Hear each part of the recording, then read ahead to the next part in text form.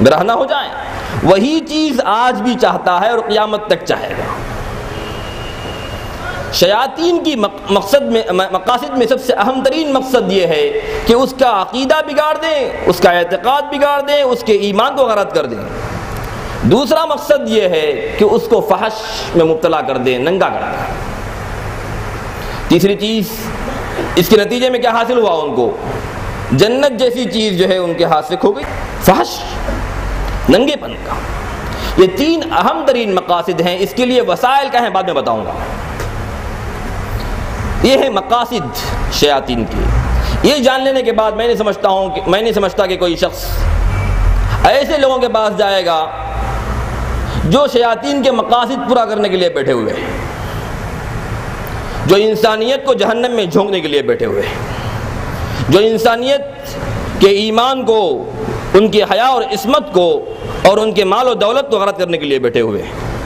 ان کے پاس کوئی عقل مند شخص نہیں جائے گا۔ وہی شخص جس پر یا تو جادو ہو گیا ہو یا باولا ہو، ناسمجھ ہو، نادان ہو، وہی جا سکتا ہے۔ کوئی ہوش رکھنے والا، ذی ہوش، باشعور، ہوش کے ناخن لینے والا کوئی شخص ایسے باباؤں کے پاس، جادوگروں کے پاس اور ان کمینہ صفت انسانوں کے پاس ہرگز نہیں جائے گا جو مقاصد شیاطین کے ہیں ان کو پورا کرنے کے لیے بیٹھے ہوئے ہیں۔ یہ ہے مقاصد۔ اس کے بعد ہیں اوقات۔ کیا ہیں شیاطین کے؟ ان کے اوقات، جیسے ہمارے پاس جو ہے دو شفٹ ہوتی ہے عام طور پر، ڈے شفٹ اور نائٹ شفٹ، ویسے ہی ان کے بھی جو ہے طلوع اور غروب۔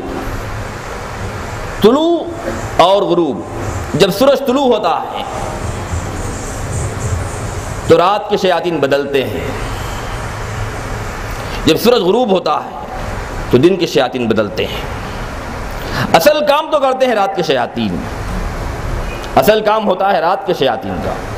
اور سورج جب طلوع ہوتا ہے تو شیطان کے دونوں سینگوں کے درمیان سے طلوع ہوتا ہے، اور غروب ہوتا ہے تو شیطان کے دونوں سینگوں کے درمیان سے غروب ہوتا ہے۔ اسی وجہ سے ان دو اوقات میں نماز پڑھنے سے منع کیا گیا ہے۔ الاوقات المنہی عنہا، وہ اوقات جس میں نماز پڑھنا منع ہے، یہ دو اوقات ہیں، غروب اور طلوع۔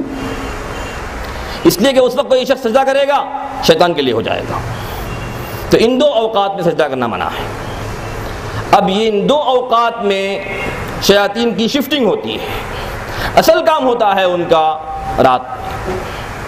غروب ہونے کے بعد ابلیس اپنا تخت بچھاتا ہے، پورے شیاطین جمع ہوتے ہیں۔ اس کے بعد ان کے سپرد جو ہے کام کیا جاتا ہے کہ تم کو یہ کام کرنا ہے، فلاں کام کرنا ہے، فلاں کام کرنا ہے، فلاں کام کرنا ہے۔ اور جو لوگ جو ہے دن بھر کام کرتے رہے ان سے محاسبہ کرتا ہے کہ تم نے کیا کیا ہے آج، تم نے کیا کیا ہے، تم نے کیا کیا ہے، تم نے کیا کیا ہے۔ کوئی کہتا ہے کہ میں نے فلاں کو فلاں کر دیا، فلاں کو ایسا بنا دیا، فلاں کو ویسے بنا دیا۔ جب ایک شیطان یہ کہتا ہے کہ میں نے میاں بیوی کے درمیان پھوٹ ڈال دی، تو شیطان اپنے تخت سے اٹھتا ہے اور گلے ملتا ہے، واہ تم نے بہت بڑا کام انجام دیا ہے آج۔ تو شیاطین خوش ہوتے ہیں اس وقت جب جو ہے میاں بیوی کے درمیان پھوٹ پڑتی ہے۔ یہ تین اوقات ہیں ان کے۔ ان تین اوقات کو یاد رکھیے، اس لیے کہ مجھے تحسین دینا ہے اسی تعلق سے۔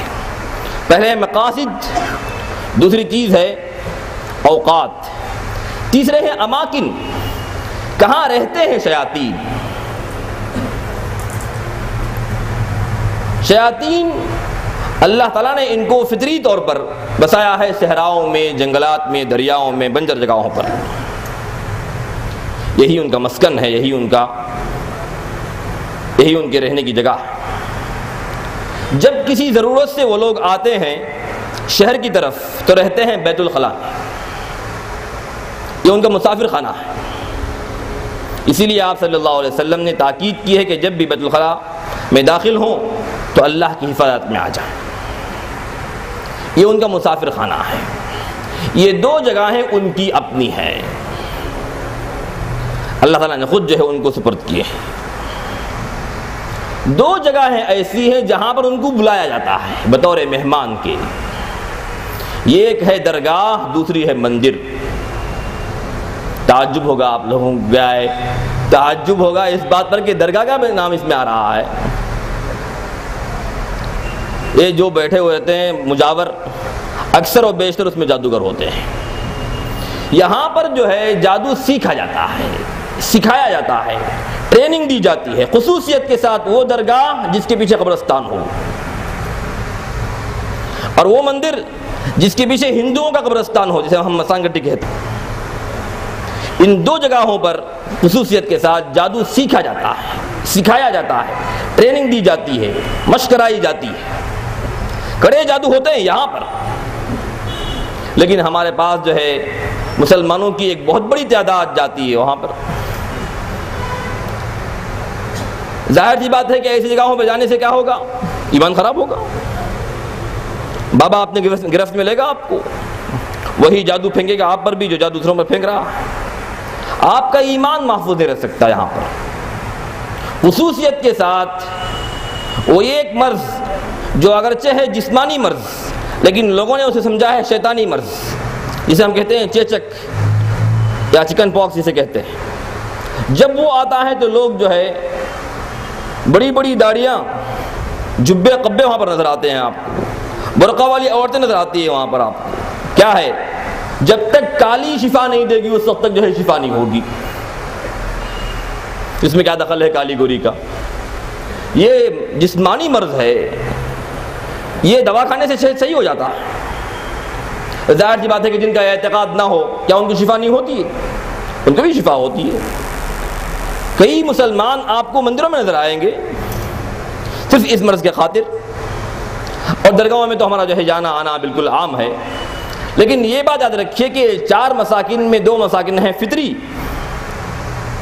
اور 2 مساکن ہیں جہاں پر انسان خود ان کو بلاتا ہے جادو سیکھنے کے لیے۔ اسی لیے آپ صلی اللہ علیہ وسلم نے خصوصیت کے ساتھ حضرت علی کو 3 کاموں کے لیے بھیجا تھا۔ حضرت علی نے اپنی خلافت میں ابو الحیاج کو انہی 3 کاموں کے لیے بھیجا تھا۔ کہا کہ ابو الحیاج، میں تم کو وہی 3 کاموں کے لیے بھیج رہا ہوں جن 3 کاموں کے لیے اللہ کے رسول نے مجھے بھیجا تھا۔ کیا ہے؟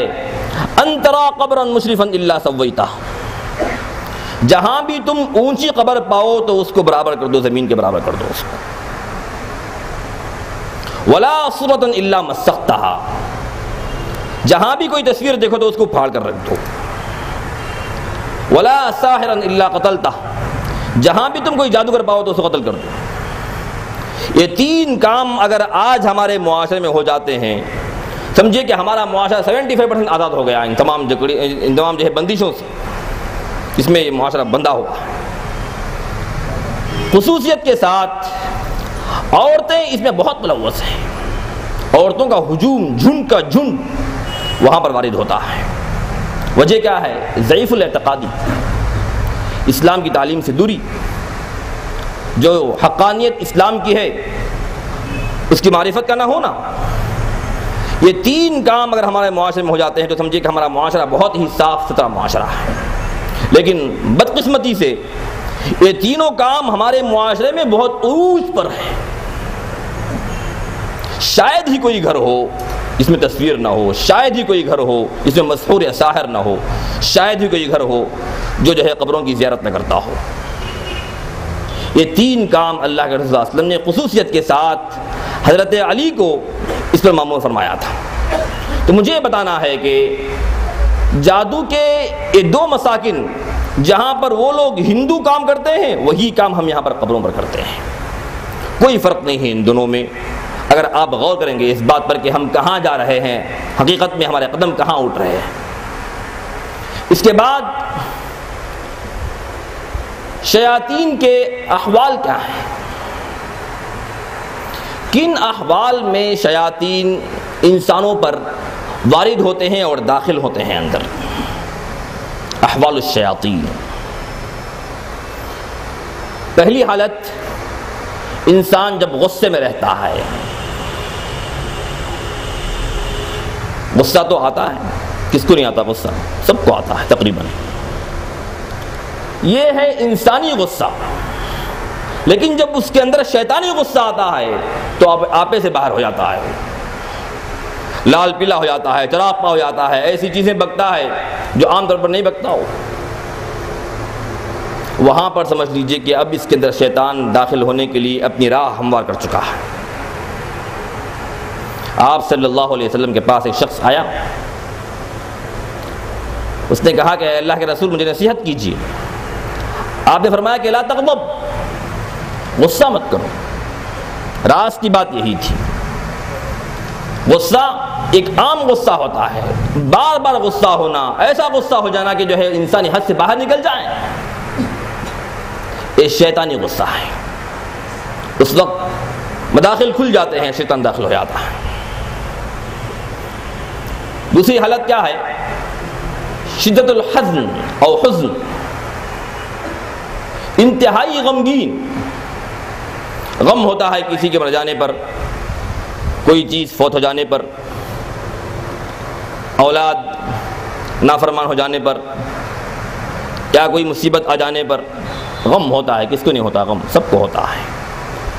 ایسا غم کہ اسی غم میں گھلتے جانا، گھٹتے جانا، گھلتے جانا، گھٹتے جانا، کہ یہاں تک کہ زندگی تباہ ہو جائے۔ شیطانی غم ہے، شیطانی غم ہے۔ جب ہمارے پاس علاج کے لیے آتے ہیں تو ہم دو چیزیں برابر پوچھتے ہیں، کیا آپ کے خاندان میں یا اقارب میں، احباب میں کسی کا انتقال ہوا ہے؟ عموماً جواب ملتا ہے ہاں۔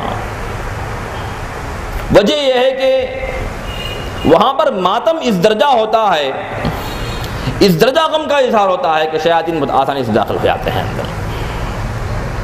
غم کس کو نہیں ہوتا؟ آنسو کس کے آنکھوں سے نہیں نکلتے؟ نکلتے ہیں، غم ہوتا ہے۔ لیکن یہاں پر کیا ہے؟ غم میں اس درجہ ڈوب جانا کہ اپنے آپے سے باہر ہو جانا۔